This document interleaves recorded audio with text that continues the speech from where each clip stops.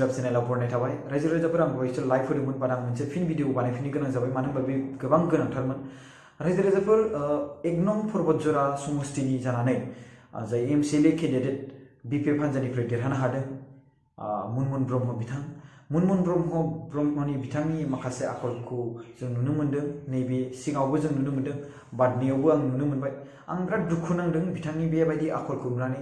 खुदै मुजुलायनाय रायजो राजानि सिगाङावहाय रायजो राजाखौ खुदै मुजुना होनाय बिपिएफआसो देरहागोन बा बिपिएफआसो मांगोन होननानै बिथाङा खुदै मुजुदों स' बेबायदि जों नुनो मोन्दों जाय केन्डिडेटखौ पर्बतजरानि रायजो राजाफ्रा देरहाहरबाय आरो देरहाहरनायनि उनावहाय बे रायजो राजाफोरखौनो खुदै मुजुनाय माब्रै जाथावना पर्बतजरानि रायजो राजाफ्रा बोरै बेबायदि सासे मानसिखौ देरहाहोखो आं बेखौ सानाखै आं खुनु बिपिएल आरो बिपिएफनि बाथ्रा बुंला आं बेयाव लिडारखौल' बुंगोन दे केन्डिडेट जायनि आखल आखुआ मोजां बेखौनो नोंथांमोना देरहाहो आं बेखौ बुंबाय थाखादोंमोन सिगांनिफ्रायनो जायनि आखल आखुआ मोजां बेखौनो नोंथांमोना देरहाहो अब्ला नोंथांमोननि लिडारनि आखल आखुआ बेबायदि जाबाय नामा दा नोंथांमोनानो बिथांखौ देरहाहोबाय भट होबाय आरो बिनि उनाव बिथाङा देरहाबाय आरो नोंथांमोनखौनो खुदै मुजुफिनबाय माब्रै जाथावना बियो आं भिडिअनि फुटेजाव नुदों दै बेखौ मोनसे चेनेलनिफ्राय आं नोंथांमोननि सिगाङावहाय क्लिप्सखौ देखायना होनि नायलाय नोंथांमोना बे क्लिप्सखौ एसे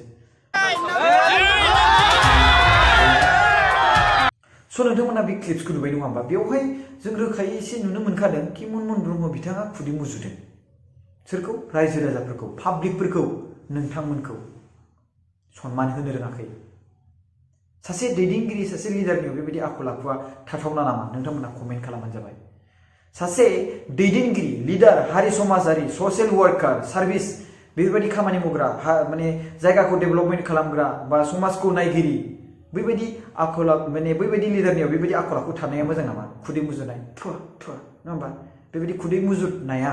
थानांगौ नामा स' नोंथांमोना कमेन्ट खालामबानो जाबाय थेंक इउ स' माच खुलुमबाय थाबाय